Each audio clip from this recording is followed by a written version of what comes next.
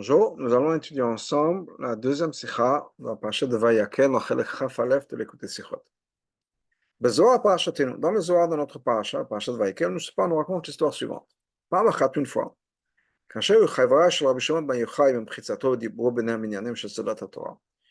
le groupe de Rabbi Shimon Bar Yochai était chez lui et ils ont parlé entre eux de concept de Sedat Torah, de secret Kabbalah. Et Frin Rashbi chez Rabbi Yossi avait marié Bemini Dalma. Et Rabbi Shimon Bar Yochai, Rashbi, a remarqué que Rabbi Yossi pensait à des choses du monde. Il n'était pas plongé dans l'étude de la Torah comme tout le monde. Amar le Rabbi Shimon Bar Yochai. Donc Rashbi lui a dit la chose suivante. Yossi, comme lève-toi, Ashlim Dioknach, complète ton image. Da'at Chassar Bach. Da'at Chat Chassar Bach. Il y a une lettre qui te manque. Haino. Shera'a. Rabbi Shimon Bar Yochai a vu. Chez Mitzadi Rosh Rabbi Yossi. Étant donné que Rabbi Yossi pensait bénédictement aux choses du monde. Naaseh Chisaron Biyukno. Il y a eu un manque dans son image, dans son apparence. Chez Otachat Mishmo, une des lettres de son nom, Chassar Bach, manquait. Acharka Kam Rabbi Yossi. Ensuite, Rabbi Yossi s'est levé. Chadi b'milen d'oraita, s'est réjoui dans les mots de la Torah. Istakel Rabbi Shimon l'a regardé, lui a dit, Rabbi Yossi, Ashta ant shalim. Rabbi Yossi, maintenant tu es complet. Yuknach shalim, et ton image, ton apparence est complète. Après ça, Amar Rabbi Shimon Torah, le pasuk vayas tzitz. Rabbi Shimon Ben Yochai a dit un mamar, a dit une Torah sur le pasuk vayatz et tzitz, que le tzitz a été fait. Ça, c'est l'histoire qui est dans le Zohar. Apparemment, cette histoire est très étonnante. Comment c'est possible? Chez Rabbi Yossi, Shaya Migdolei Tanaim, qui était parmi les plus grands Tanaim, et il n'est pas juste un diplôme Tamidim, mais il est en vacances, si on peut dire. Il est là avec Rabbi Shimon Bar Yochai, dans le groupe, Sheba de Brourazé Torah, et tout le monde est en train de parler de secret de la Torah. Et à ce moment-là, et qu'au même moment, Rabbi Yossi, si on peut dire, décroche et pense aux choses du monde. Ça n'a pas de sens. Je parle un des plus grands Tanaïm. Comment est-ce qu'il a pu, comme ça, partir, et, alors que tout le monde était engagé dans l'étude de la Torah, et lui, mentalement, il est parti autre part. Il a pensé aux choses du monde. Les dards qui sont de l'autre côté. Si on trouve une explication au fait que la réflexion de Rabbi Yossi dans les choses du monde, c'était caché, c'était OK de le faire, et c'est effectivement ce qu'il fallait faire d'après la Torah. Au point où, effectivement, c'était justifié qu'il s'arrête de penser aux choses du monde, aux choses de la Torah, au secret de la Torah qui était en train de discuter, dont tout le monde parlait. Dans ce cas-là, caché de l'Arkissa, il y a un problème de l'autre côté. Pourquoi est-ce que Rabbi Yossi a perdu une lettre de son nom? Si ce qu'il a fait était absolument correct, pourquoi est-ce qu'il a souffert cette conséquence? On peut expliquer ça. On aurait pu expliquer ça. Basé sur des haras du père du Rabbi, d'Abel Yitzhak, sur le Zohar. On va voir cette hara plus tard dans la Hot Gimel, au Bagdim, et premièrement, donnons cette introduction suivante. Bien que Rabbi Yossi faisait partie de ce groupe de Talmidim Rabbi Shimon Yochai, de manière générale, tout ce groupe-là était des gens qui étaient Torah Talmudotam, c'est-à-dire qui ne faisaient rien d'autre que d'étudier la Torah. Mais Rabbi Yossi en particulier ne faisait pas partie de ce groupe-là, en tout cas pas tout le temps, et de ce groupe-là qui était Rak, Oskim Torah, qui était uniquement appliqué dans la Torah. Et ne s'interrompait pas dans l'étude de la Torah pour le travail, qui serait mis les dames. Ce pas l'Agma, comme l'Agma le raconte, chez Shalcha, que Rabbi Yossi était Shalcha, c'est quoi? Ouman l'avait Dorot. C'était quelqu'un qui était un tanneur qui travaillait dans les pots, dans les cuirs. Donc on voit que Rabbi Yossi, effectivement, a travaillé. En tout cas, certaines périodes. Donc ce n'était pas quelqu'un qui était comme tout le monde, qui était Torato Manoto, qui ne faisait que la Torah, pas travailler un autre. Aussi, un autre élément important dans la biographie de Rabbi Yossi, chez Rabbi Yossi, Rabbi Yossi était impliqué dans les affaires communales. Par exemple, par exemple, on sait qu'il a fait beaucoup de takanot pour la communauté dans la ville de Tzipori. Donc, ce n'était pas quelqu'un qui était complètement détaché du monde, au contraire, il était impliqué dans le monde, et il était impliqué avec les gens, dans la société, si on peut dire, et comment gérer la société. Donc, basé sur ça, on peut dire la chose suivante. Chez Milé, dans le marché, Rabbi aussi, que les choses du monde auxquelles Rabbi aussi pensait, c'était pas juste, il pensait à la liste de courses, c'était des choses qui étaient reliées au Tzoket Tzibour, aux événements, aux affaires de la communauté. La reine, donc, Yifsik, le manam, Bemsa Shmiat Chazé Torah. Et donc, il s'est interrompu au milieu d'entendre le secret de la Torah. Et pour penser aux choses, pour les besoins de la communauté. Parce que Essek de Torah Tzibour s'impliquait dans les choses de la communauté, les problèmes de la communauté, repousse l'étude de la Torah. Donc peut-être, je ne sais pas quand ça s'est passé, c'était avant Purim, avant Pessah, il fallait qu'il organise les Miftsaïm de Purim, les Miftsaïm de Pessah, Matzah Shmoa, de s'assurer que tout le monde a la Matzah Shmoa dans sa ville. Quelle que soit la chose y penser, ce n'était pas Stam les affaires du monde, le business, mais c'était Tzorket Tzibour, c'était les choses de la communauté dont la communauté avait besoin.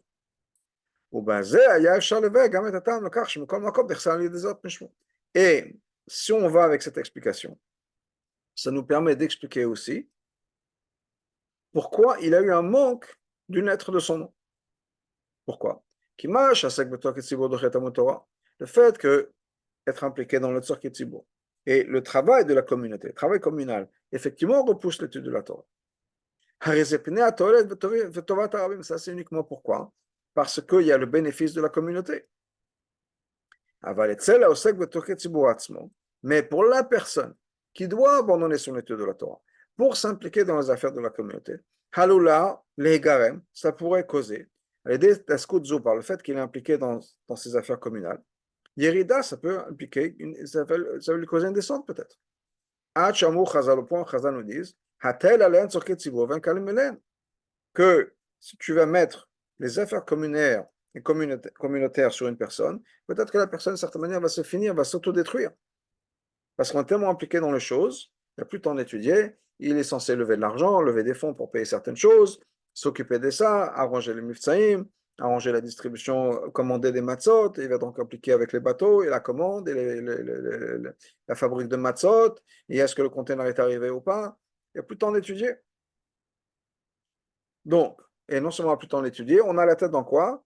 Dans les containers, dans l'argent, dans les commandes, dans je ne sais pas, si je parlais de Pessah encore une fois, la logistique, la distribution des matzot, la tête est prise par d'autres choses. Donc c'est très possible qu'effectivement, le besoin de la communauté, c'est très important. On doit s'assurer que chaque jour dans sa communauté a ce qu'il a besoin, qu'il y aura des mishloach, il y aura des lectures de la Megillah, il y aura la matzot pour Pessah.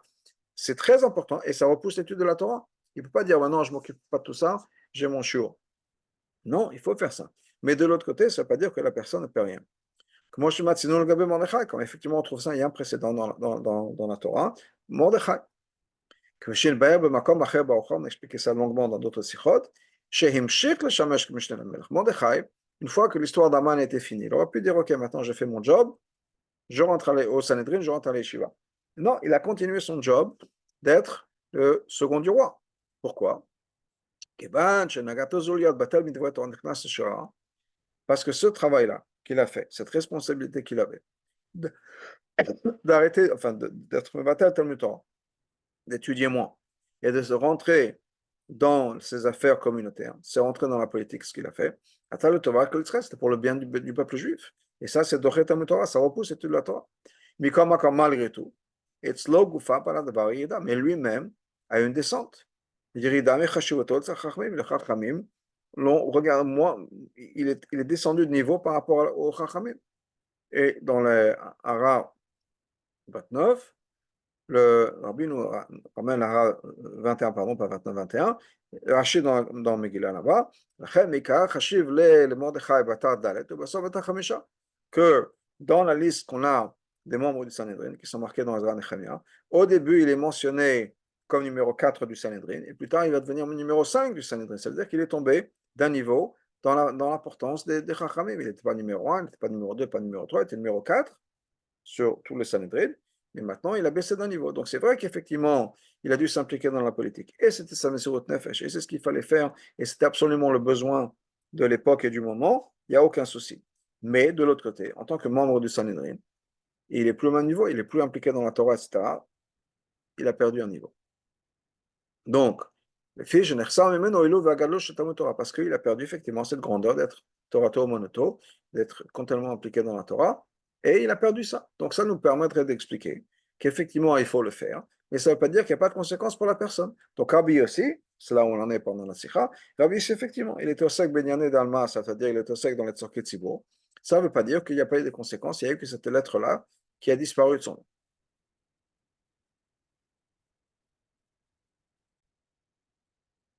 ההסבר האמור, cette explication qu'on a donnée, יסודו גם בביאור האמור, באותה זוהר, c'est aussi basé sur l'explication que le père du rabbi donne. C'est-à-dire que c'est le même concept sur cette histoire-là.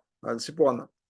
Chez Urosh Rabbi Yossi Bemene d'Alma, cette réflexion, cette pensée de Rabbi Yossi dans les choses du monde, elle peut rechour bedvarim betem chazon. Je ne sais pas dire chazon, il pensait des dvarim betelim.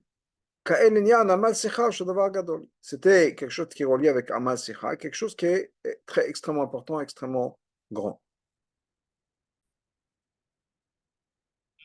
Et le rabbi va nous expliquer à quoi il fait référence. Comme expliqué longuement, c'est une Sikha, dans l'explication, c'est que Chazal nous dit dans Saint Adam la malulat, une personne est née pour travailler.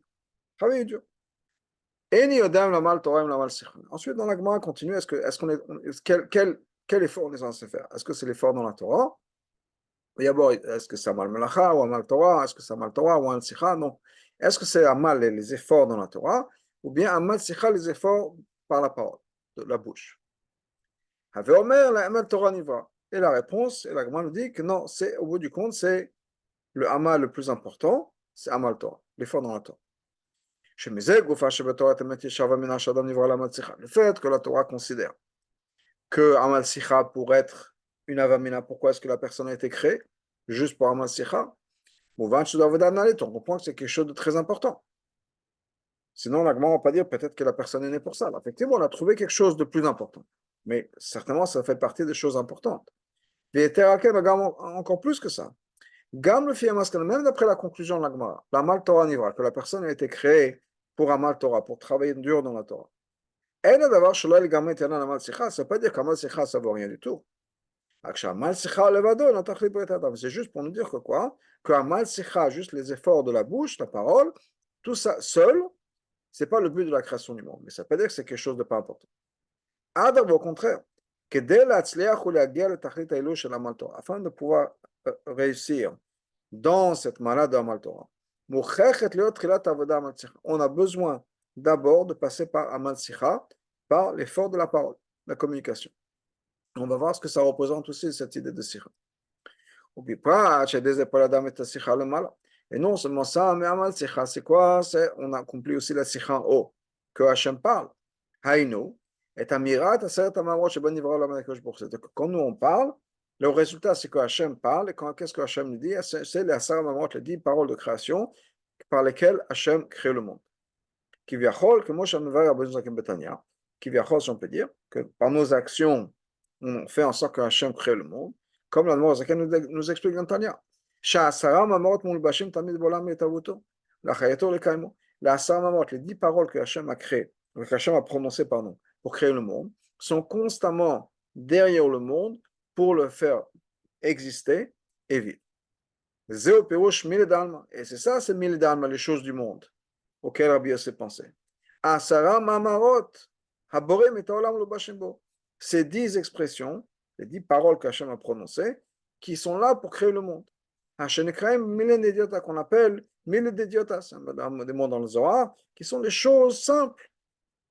Simple dans le sens, c'est fait pour les gens communs. C'est pas à l'opposé de Mille de marques, les choses qui sont importantes pour Hachem. Le Zohar nous dit que c'est pas le derrière que le roi s'occupe de mille d'idiotes, des choses très simples, des choses basses. Donc effectivement, quand on parle on vient à Rabbi Yossi, à quoi il pensait mille d'Alma, c'est quoi mille d'Alma? C'est des choses qui sont liées à la création du monde. Dans d'autres mots, va nous dire le Rabbi, que si on va se servir de mots qui sont des mots de avoda, des mots de chassidut dans l'appliqué, C'est quoi un Mahareb Mile Dalma? Quelqu'un qui pense aux choses du monde. Amal Sikha, c'est une référence à Amal Sikha. C'est quoi Amal Sikha? Haïno Avodat Habiruim. C'est le travail de raffiner le monde. Les varé ou les zacher et olam. Raffiner, purifier les choses du monde. Bifrat, elle est Avodat comme Masech al Yoshem Shemaim. En particulier, par ce travail de faire en sorte que toutes nos actions soient le Shem Shemaim. Encore plus fort que par tous nos chemins, c'est-à-dire que tout ce qu'on fait, c'est une manière de se connecter avec Hachem. C'est raffiner les choses qui sont parties, les choses facultatives de ma vie, pas les choses qui sont les mitzvot, mais les choses qui sont parties de ma vie, le travail, la famille, d'autres choses, je ne sais pas, ça peut être les vacances. Chaque chose fait partie de ma connexion avec Hachem. Mais ça, quand c'est fait comme il faut, ça amène aussi la création du monde. Ça fait en sorte que le monde puisse exister à l'idée sikha de l'emana par la sikha, quand on a dit la sikha de Hachem. Quand nous on parle de ce qu'il faut parler, on communique comme il faut dans les choses qu'il faut, eh bien Hachem aussi fait la même chose, il parle, il crée le monde. Mais comme accord, mais malgré tout, aussi important que ce soit de faire en sorte que le monde continue et soit comme il faut, ça ne correspond pas au concept de Amal Torah. Ce n'est pas au même niveau que les efforts que doit faire dans la Torah. En particulier quand on parle des secrets de la Torah, puisque c'est ça qu'ils étaient en train d'étudier. Même s'il y a Amal Sikha, et par Amal Sikha, on fait en sorte que le monde puisse exister. À l'aider à Sarah Mamarot. Malgré tout, la Torah, c'est encore plus fort. Il était remis encore plus que ça. Kavanat, la raison pour laquelle la Neshama est devenue ici sur terre, c'est pas juste pour elle-même, pour se réparer elle-même. Mais plutôt, comme l'Admorazaken le dit dans Tanya, c'est pourquoi? C'est pour travailler et raffiner son corps, son âme animale et sa partie du monde. L'idée Avodat Habiruim, par l'intermédiaire d'Avodat Habiruim, c'est par ça qu'on va accomplir le but du monde, qui est la création du monde, qui est l'idée de dire Abetartanim. Hachem a voulu avoir une habitation dans les mondes les plus bas, mais dans le monde. C'est-à-dire que c'est un travail à faire avec le monde. Donc c'est plutôt Amal Sikha. Comme malgré tout, Amal Torah n'a Amal Sikha. L'effort dans la Torah est plus élevé que l'effort dans la Sikha. Pourquoi? Parce que Amal Sikha, c'est faire en sorte que le monde existe. Amal Torah, c'est amener la Torah, c'est-à-dire la Torah, c'est quoi? La Torah, c'est l'avantage de la Torah, c'est qu'elle reste la même ici sur terre que comme elle est dans le ciel. C'est la volonté d'Hachem. C'est-à-dire que c'est une lumière qui est le mal à qui est au-delà du monde. Le fichach, et donc, Nigram Chisaron Meshmo chez Rabbi Yossi. Il y a eu un défaut qui s'est mis en place dans le nom de Rabbi Yossi, il a perdu une lettre, quand il a pensé aux choses du monde. Parce que par rapport à Amal Torah, c'est une Yerida, il est descendu de niveau. Donc, pour résumer tout ce que le Rabbi nous a dit pour l'instant, jusqu'à l'instant, c'est qu'effectivement, il avait le droit de faire. Et quand on parle de choses du monde, ce n'était pas stam de choses du monde. On parlait des Nyanim qui sont Tzorket Tzibour, ça c'est une première explication. Ensuite, au niveau de ce que le père du Rabbi disait, c'est Asara Mamarot. Peut-être qu'il parlait de Nyanim, de Disferot, de révéler Hachem dans le monde, de Nyanim, de Dirabet Tartonim. Donc, certainement des choses qui sont liées. Mais malgré tout, Amal Torah, c'est encore plus élevé. Donc, quand ils sont là maintenant dans une situation d'étude de la Torah, que Rabbi Yossi pense au concept de Dirab Tartonim, ce n'était pas le moment, ce n'était pas la place. Et donc, il a perdu quelque chose.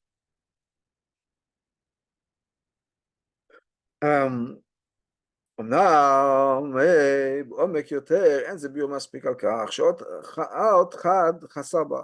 Mais malgré tout, on va creuser encore un peu plus, on va revenir avec une question. Pourquoi est-ce qu'il y a une lettre de son nom qui a manqué?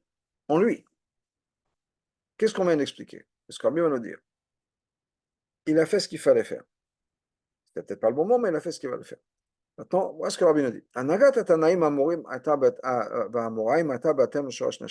Les Tanaïm, l'Amoraïm, ils se comportaient d'une manière qui était complètement alignée avec la source de leur Neshama. Comme on a chez nous. Le fait que Rabbi Yossi, ce soit Dafka Rabbi Yossi, pas quelqu'un d'autre, était la personne qui s'est mise à penser à Milé d'Alma, ou c'est comme mon père l'explique, nous dit le Rabbi, il fait chez Rabbi Yossi, prenat Malchut, parce que Rabbi Yossi, c'est le niveau de Malchut. Chez Yamakor la Ulamot Bia, qui est la source des mondes de Bria et Tzirasia. Hamitavim Asar Marot de Malchut, qui sont créés par les 10 Marot de Malchut. Et donc son travail, sa mission sur terre, c'est justement le kiyum du monde. Parce que sa madriga, c'est Malchut, comme Malchut est la source des mondes de Bria et Tzirassia. Atzilut, c'est un monde complètement de spirituel. Si on peut dire, il n'y a pas de Dira Tartonim dans le monde d'Atzilut. Le Tarton, qui est défini par le concept de Yesh, commence dans le monde de Bria. Et bien sûr, Bria, ensuite Essira et ensuite Assia.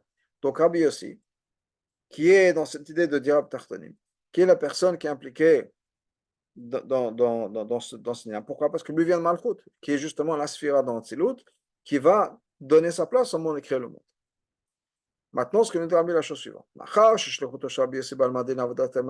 donné que la mission de Rabbi ici sur terre, et c'est Amal Tzicha, c'est-à-dire l'idée de dire Tartonim, de transformer le monde, d'avoir un impact sur le monde, Aza, et dans ce cas-là, c'est vrai qu'effectivement, Amal Torah, c'est extraordinaire. Et c'est beaucoup plus important qu'Amal Tzicha. Les fiches à Torah, parce que la Torah, c'est au-dessus du monde. C'est beaucoup plus élevé que le monde. Mais comment est-ce qu'on peut dire que Rabbi Yossi, parce qu'il pensait des choses du monde, c'est-à-dire parce qu'il était impliqué dans la révélation de divin du monde de Hatzilut dans les mondes de Bria et Tzirassia, on ne passe pas à ça encore une fois que c'était la liste des courses, c'était qu'il est en train de réfléchir à la révélation d'Hachem, de Malchut d'Hatzilut dans les mondes. Comment est-ce qu'on peut dire à cause de ça qu'il y aura un manque dans son nom? C'est sa mission sur terre. Quand on parle du nom, le nom, on sait souvent. Le nom, c'est quoi? C'est l'expression de la neshama. Donc, comment est-ce qu'on peut dire qu'il y a quelque chose qui va manquer dans son nom? Ce qui veut dire que ça va manquer dans sa neshama. Alors que c'est la avoda qui correspond à sa neshama. Et donc, automatiquement, ça correspond à son nom aussi. Donc, comment ça se fait que son nom, alors qu'il fait exactement ce qu'il est censé faire, sa mission sur terre, le nom qui représente ça va être impacté?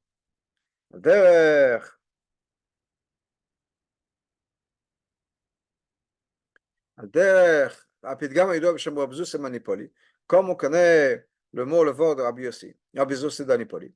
שלא יבואו אליו למעלה בטענה פני מים ובגדלתם של צדיקים גדולים. Rabbi Yossi l'a dit, je ne m'inquiète pas qu'on ne va pas me demander comment ça se fait que je n'ai pas été comme Abraham, comme Moshe, comme Rabbi Akiva. Ça, ce n'est pas mon problème. Je ne suis pas inquiet parce que je ne suis pas eux.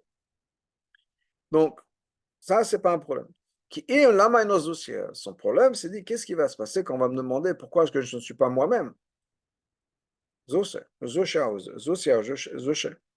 je vais avoir un problème. Pourquoi? Parce que c'est ma mission sur terre. Donc, comment est-ce que c'est possible que quand Rabbi Yossi fait sa mission sur terre, son nom va être un problème? Et encore une fois, la manière dont Rabbi Yossi s'est exprimé, il aura mis le met en italique, c'est qu'il n'a pas dit pourquoi je ne vais pas être moi. Il s'est servi de son nom. Pourquoi est-ce que je ne veux pas être Zoussia? Pourquoi? Parce que Zoussia, c'est sa neshama, c'est ça donc sa mission sur terre, sa shlichut sur terre, et il faut que je sois vrai avec ça. Et donc, la même chose pour Rabbi Yossi. Comment est-ce que Rabbi Yossi, qui a fait exactement ce que sa neshama lui demande, si on peut dire, il y a un problème dans sa neshama. Zod veod, encore plus que ça. Étant donné que s'occuper de ça, de s'occuper de quelque chose d'autre, pardon, aurait causé un chisaron dans son nom. Ah, Zira Levavo. Alors, qu'est-ce qui va se passer? Ça va lui faire mal. Ça va lui faire mal au cœur. Et ça va l'empêcher, ça va le déranger en tout cas, de faire le travail qu'il est censé faire, de faire la joie. Donc, si sa mission sur Terre, c'est l'idée de dire Tartanim, c'est d'avoir un impact sur le monde. Mais on va lui dire en même temps, quand tu as un impact sur le monde, sache que tu vas en payer une conséquence. Comment est-ce qu'on peut être heureux de le faire? Donc, ça, c'est une question. Une autre question. Comment ça se fait que Rabbi Yossi lui-même n'a pas remarqué qu'il y a quelque chose qui s'est éteint, si on peut dire, en lui? Il y a eu un problème. Il y a eu un détachement dans son nom. Au point, c'est Rabbi Shimon Bar Yochai qui a dû lui dire. Et la même chose au niveau de l'autre côté. Après, quand il s'est réjoui dans la Torah, il est redevenu complet. C'est Rajbi qui lui a révélé ça. Pourquoi est-ce qu'il n'a pas ressenti, oh, il y a quelque chose, je me sens différent? C'est pas, il y a quelque chose ici, donc il y a plus à voir dans l'histoire que ce qu'on avait dit juste là maintenant, qui est, effectivement, c'était OK pour lui de le faire, mais il y a des conséquences. הביאור בזה, et l'explication est la suivante, on dit le rabbi. Shehi anotenet. C'est la question et la réponse, on peut dire. Qu'est-ce que ça veut dire? אצל רבי יוסי שרבי יוסי מצד עצמו דבר lui-même. כלומר, c'est-à-dire, לפי אופן שבו צריכה להיות עבודה שלא מצד שורש נשמתו, לעבודה qu'il est censé faire, en accord avec la source de sa neshama. Héros במין אדמה לא היה חיסרון. Effectivement, le fait qu'il pensait aux choses du monde, ce n'était pas un problème. Il n'y avait aucun problème par rapport à ça. Adrab, au contraire. Canal, comme on l'a dit plus tôt. Avodato, sa avoda, son service. Au moment là, dit Yukno Shmo, et donc automatiquement, son image, son nom, c'était parfait. Il ne manquait rien. Qu'est-ce qui a leur manqué? Ce n'était pas le fait que lui-même, il manquait quelque chose. Il était dans une position maintenant. Il faisait partie du groupe de Rabbi Shimon Bar Yochai. Et Rashbi,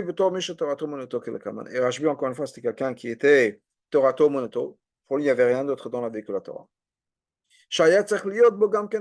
Et dans ce cas-là, si Rabbi Yossi fait partie de ce groupe-là, il devait être aussi impliqué dans cette énergie-là. Et c'était sa responsabilité, si on peut dire, de se mettre en accord avec tout le monde. Rashbi, et donc Rashbi, Rosh Chavua, Dafka hu sheyachol lakir b'chisaron bo ze b'Rabbi Yossi, c'est Dafka Rabbi Shimon Bar Yochai qui aurait pu remarquer ce chisaron. Et donc lui a pu reconnaître le chisaron quand le chisaron est parti, quand Rabbi Yossi a fait ce qu'il fallait faire. Mais c'était en relation avec Rabbi Shimon Bar Yochai. Effectivement, Rabbi Yossi de lui-même, il n'y a rien qui a changé par rapport à lui, il a fait exactement ce qu'il fallait faire, il était exactement là où il devait être, aucun souci, c'est pour ça qu'il n'a rien ressenti.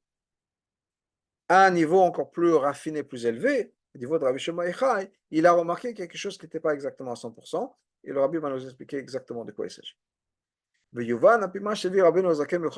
Pour comprendre ça, dit le Rabbi, va ramener quelque chose que l'Admor Azaken dit dans le Chot HaMutorah. Qu'est-ce que l'Admor Azaken dit là-bas? Kol nefesh, tzricha litikuna. Chaque âme a besoin pour son tikkun, la sog pardes, de s'occuper, de s'impliquer dans les 4 dimensions de la Torah, pshat, remes, drash, sod, du niveau le plus simple au niveau le plus kabbalistique, le plus profond. Donc chaque personne est censée s'occuper d'étudier la Torah à tous les niveaux, en fonction de ce que Neshama peut comprendre. Et sa Neshama ne pourra pas être réparé, complété, sans ces connaissances-là. Donc on est tous censés étudier la Torah à ces 4 niveaux. Si quelqu'un est un peu paresseux et il ne va pas comprendre certains éléments de la Torah, mais il aura juste un peu de connaissance, dans ce cas-là, il faudra que sa neshama revienne dans un autre Gilgul, jusqu'à qu'il puisse saisir, comprendre, savoir tout ce que sa neshama est capable de comprendre dans l'étude de la Torah. Mais encore une fois, on est tous censés étudier la Torah le plus possible. Dans ça, c'est quelqu'un qui est paresseux. C'est pour ça qu'il n'étudie pas. Qu'est-ce qui se passe avec quelqu'un qui n'étudie pas assez? Pas parce qu'il est paresseux. La fiche alpi Torah ou pas Torah, parce que la Torah nous dit, pour cette personne-là, est exempt de l'étude de la Torah. Il y a des gens qui sont exempts, Rabbi m'a donné des exemples, mais il y a des gens qui sont exempts de l'étude de la Torah, par exemple, parce qu'ils travaillent toute la journée. Il y a des gens qui sont exempts du Talmud Torah, parce qu'ils sont au Sag Betzor Ketzibur toute la journée. Donc, mais de l'autre côté, on est censé étudier la Torah. Donc, il va lui manquer quelque chose, parce qu'il est censé étudier la Torah dans ces 4 niveaux, niveau du Pardes, et pour des bonnes raisons. Et la Torah valide ces raisons, il le fait. Donc, donc l'Admor Azaken nous explique dans Torah, dans cette situation, il y a 2 possibilités.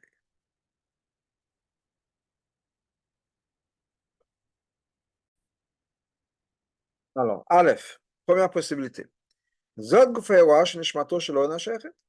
fait qu'effectivement elle n'est pas dans l'étude de la Torah, c'est une indication que pour le Saneshama, il n'est pas censé faire ça. Et donc, il n'est pas effectivement, il n'a pas la possibilité, il n'a pas parce qu'il n'a pas la responsabilité d'étudier la Torah, de comprendre plus que ça. Et en faisant ce qu'il fait, c'est-à-dire Gam Belimud Moadze, même avec un tout petit peu d'études, quel que soit, ou pas un peu d'études, mais pas nécessairement toute la journée, etc., la personne arrive à la shlemut qu'il a besoin d'accomplir. Et c'est possible peut-être, je ne sais pas, si c'est que maintenant qu'on arrive à la fin des Neshamot, dès la fin de la galoute, etc., il a juste besoin d'apprendre, je ne sais pas, les Neshamot d'avant étudié Pshat, Remez et Drosh, il a besoin maintenant, une personne là pour étudier Chassidut. Et d'autres choses, ça Neshama a déjà étudié. Ou d'autres choses. En tout cas, pour une raison ou une autre, ce n'est pas quelque chose qui est nécessaire pour la vedette de cette personne-là. Ou pas même. C'est possible que des fois, la seule chose qu'il a besoin d'étudier, c'est un pérec le matin, un pérec le soir, et ça suffit pour le tikkun de sa neshama. Donc ça, c'est une possibilité qu'effectivement, une personne n'a pas besoin. C'est pour ça qu'il est dans une situation où il n'a pas le temps d'étudier, où il ne peut pas étudier, mais parce que c'est une indication que cette personne, effectivement, n'en a pas besoin. De l'autre côté, bête, mais étant donné que cette personne a fait tous les efforts possibles pour étudier la Torah le plus possible, même si ce n'est pas beaucoup, mais il fait le plus possible. Dans ce cas-là, Hachem complète et complémente. Ce que cette personne est censée étudier, comprendre, mais qui n'a pas eu le temps parce qu'il est impliqué dans le Mifsaïm, dans d'autres choses, Hachem complémente ce qu'il aurait dû faire. Et donc, on peut dire que de manière générale, les deux manières dont ça pourrait se passer, soit qu'effectivement il n'a pas besoin, soit Hachem le complémente, ça dépend de la raison pour laquelle la personne n'est pas impliquée dans l'étude de la Torah. C'est parce qu'il est complètement impliqué de manière permise, bien sûr, dans l'étude, dans d'autres choses. Par exemple, il y en a parnassa, ou d'autres choses dont il a besoin. Dans ce cas-là, c'est une leçon. Que cette neshama de cette personne-là ne fait pas partie de ce qu'on appelle Mare Torah, les maîtres de la Torah. Et là, il fait plutôt partie des gens qu'on appelle les maîtres des bonnes actions. C'est plus ça, je te côté ici sur terre. Aïnou, sa neshama n'est pas tellement lié au shayach à l'étude de la Torah, à comprendre la Torah. Et donc pour lui, ça suffit d'étudier un peu le matin, un peu avec le matin, un peu avec le soir. Ça, c'est si la personne fait son maximum, mais le reste de la journée, il est occupé avec ses besoins par Nassa ou autre. Mais si il était impliqué, alors bien sûr, encore une fois, avec un intérêt d'après la Torah, dans des choses qui sont liées aux autres personnes, la tzedaka, etc. Donc il est occupé à lever des fonds, il est occupé à arranger des programmes de miftaim, etc. Ou pas, particulièrement si c'est Tzorkei Tzibur, qui va repousser l'étude de la Torah. Mitzvah Torah, Torah Tarabim, parce qu'effectivement, il y a le besoin de la communauté. Dans ce cas-là, ce n'est pas une indication qu'Hachem, qu'il n'a pas besoin, il aurait besoin, mais il est occupé avec des choses que la Torah nous dit non, ça prend précédent. Dans ce cas-là, Hachem a besoin d'intervenir, et Hachem va complémenter ce qui va lui manquer. Les choses qui vont manquer dans la profondeur de l'étude, dans l'étendue de l'étude, parce qu'il est préoccupé ou occupé avec d'autres choses, Hachem va complémenter ça. Ça inclut le fait que, par exemple, il aura une atzlacha particulière dans l'étude de la Torah. Car ce qui fait que chez Bisman, moi, et il pourra en très peu de temps comprendre des choses qui normalement demandent beaucoup de temps. Ça fait partie de la bracha d'Hachem. Quand en 10 minutes, il pourra étudier quelque chose qui prendra quelqu'un d'autre 1 heure ou 2. Comme l'Yerushalmi nous dit, en ce qui concerne les premiers chassidim, ces chassidim-là priaient 9 heures par jour. Alors la Gemara pose la question, ici sont toute la journée 9 heures par jour à étudier, à prier, qu'est-ce qui se passe avec la Torah? Et la Gemara nous répond, l'Yerushalmi nous répond, par le fait qu'ils étaient des chassidim, eh bien, ils avaient une bracha particulière dans l'étude. Qu'est-ce que ça accomplit cette bracha? Qui comprenaient tout de suite ce qu'ils étudiaient, ils n'avaient pas besoin de revenir, de réfléchir. Tout de suite, ils comprenaient, ils savaient ce que l'enseignement voulait dire. Et on a aussi la même chose par rapport à la tzedaka. Par l'intermédiaire de la tzedaka, quand on a des gens, le cerveau devient 1000 fois plus raffiné. Ça veut dire que quoi? On comprend 1000 fois plus vite que par l'intermédiaire de l'étude que si on n'est pas occupé de ça. Donc si quelqu'un va s'occuper de la tzedaka, donne la tzedaka, ou bien ramasse de la tzedaka. La tzedaka, ça va être une tzedaka rouchanite aussi, donner de son temps aux autres, donner de faire mifsaïm, donner des shurim, etc. Benan bracha, qu'en 1 minute de son étude, il peut accomplir ce que des personnes vont prendre 1000 minutes. Maintenant, on peut revenir à l'histoire du Zohar. Quand Rashbi a vu qu'il manquait une lettre dans le nom de Rabbi Yossi, il a vu que cette lettre qui manquait. En particulier avec, maintenant qu'on a expliqué ça, l'explication du père de Rabbi. C'était quoi la lettre qui lui manquait? C'est pas juste n'importe quelle lettre. C'était la lettre Yud du nom de Yossi. Et premier, qui correspond au Yud de Shem Havaya. Hamir Batzilut, qui est cette lumière qu'il y a dans Atzilut, et le Shem Havaya. Et qu'on a expliqué plus tôt, dans la Voda, c'est quoi? C'est Amal Torah. Amal Torah.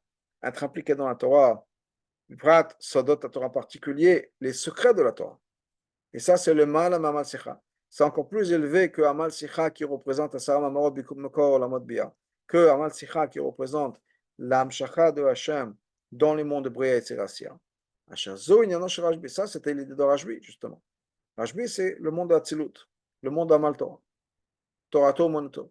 Chen, Marie Razet Torah. Il faisait partie des maîtres des secrets de la